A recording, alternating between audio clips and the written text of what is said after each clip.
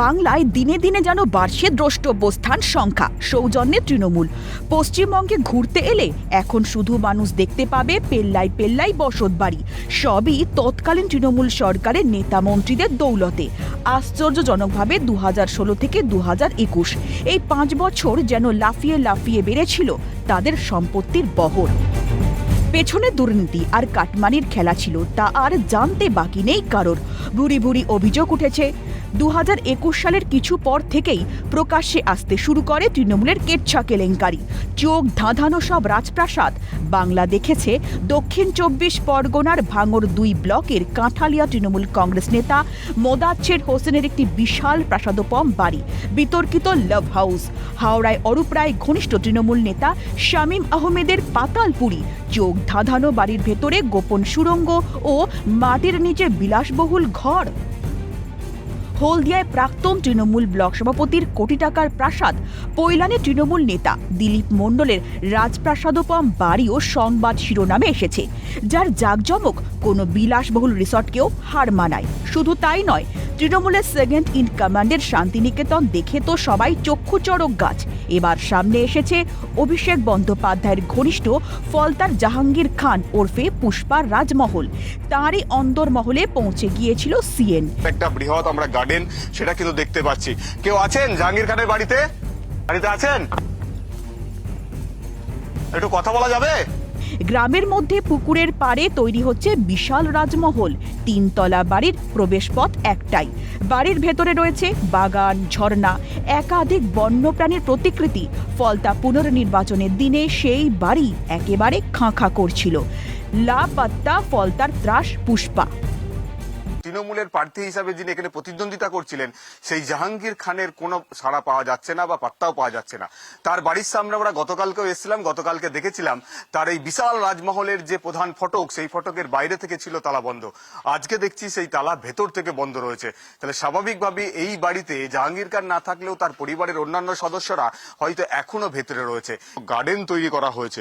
জনির পক্ষে যদি সম্ভব হয় সেটা কিন্তু সে একটু উঠে দেখানোর চেষ্টা করছে, কারণ এইভাবে কারণ আর কোনো রাস্তা কিন্তু এখানে নেই। বাড়ির পেছনের অংশে আমরা কিন্তু বাইরের দিক থেকে এসে ঢুকলাম, যেখানে জাহাঙ্গীর খানের বাড়ির পুরো একেবারে বাগান, এখানে কিন্তু গার্ডেন তৈরি করা হয়েছে।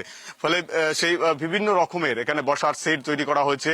ওইদিকে দেখতে পাচ্ছি একটা শাওয়ার মানে ঝর্ণা টাইপের একটা বিষয়, সেটা কিন্তু দেখতে পাচ্ছি এখানে তৈরি করা হয়েছে। ভেতরে পরিবারের সদস্যরা থাকলেও কেউ সাড়া দেয়নি। দরজা বন্ধ করার শব্দ পাওয়া গেলেও সামনে আসতে চাননি কেউ।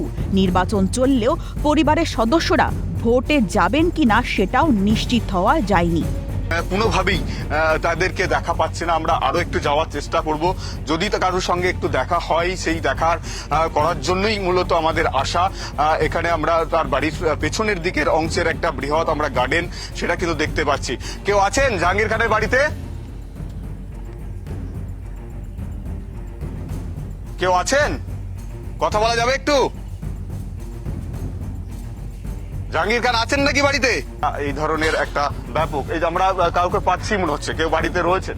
বাড়িতে আছেন? একটু কথা বলা যাবে? ভিতর থেকেও বলতে পারেন, ভেতর থেকেও বলতে পারেন। কেউ আছেন বাড়িতে? এদিকে রাজমহল যে নিয়ম মেনে করা হয়নি সেই চিত্র পরিষ্কার হয়েছে ক্যামেরায়।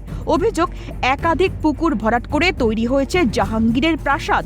এমনকি পাশাপাশি 2 বাড়ি তৈরির ক্ষেত্রে ন্যূনতম যে ছাড় রাখা দরকার সেটিও নেই, তা ধরা পড়েছে। কারণ দুটো বাড়ির মধ্যে কোনো রকম ভাবে ছাড় সেই অর্থে নেই, এবং ওপরে যেভাবে উঁকি দিয়ে উঠে গিয়েছে তা একেবারে পাশের বাড়ির গা ঘেঁষে কিন্তু এই বিল্ডিং গড়ে উঠেছে। ফলে স্বাভাবিকভাবেই এটা আদৌ প্ল্যান পাস করে এই বাড়ি তৈরি হয়েছে কিনা সেই প্রশ্নটা কিন্তু থেকে যাবে। আদৌ এইটা প্ল্যান পাস যুক্ত বাড়ি কিনা না বেআইনি বাড়ি, সেটা নিয়ে হয়তো পরবর্তী সময় তদন্তে উঠে আসবে। এইভাবে গার্ডওয়াল তৈরি করে সেখানে ভরাট করে কিন্তু এই তার বাড়ি গড়ে উঠেছে, এই বাড়ি নির্মাণ করা হয়েছে। ফলে এই বাড়ি তৈরি করার ক্ষেত্রে পুকুরের একটা অংশ যে ডোবা রয়েছে দেখতে পাচ্ছি, সেই ডোবা ভরাট করে তৈরি করা হয়েছে কিনা সেটাও কিন্তু পরবর্তী সময়ে তদন্তে কিন্তু সামনে আসবে নিশ্চয়, কারণ এই যে বিশাল রাজমহল সেটা কিন্তু আমরা এখানে দেখতে পাচ্ছি। পাশের বাড়ির সঙ্গে নির্দিষ্টভাবে কোনো ছাড় আমরা কিন্তু দেখতে পাচ্ছি না। সব মিলিয়ে নির্বাচন থেকে সরে দাঁড়ানোর পর থেকে পুষ্পা যেন ভ্যানিশ হয়ে গিয়েছে। কোথায় আছেন কোনো খোঁজ নেই। এদিকে তার বিরুদ্ধে জমা পড়ছে অভিযোগের পাহাড়। এখন প্রশাসনের তরফে তার বিরুদ্ধে কোনো ব্যবস্থা নেওয়া হয় কিনা সেটাই দেখার।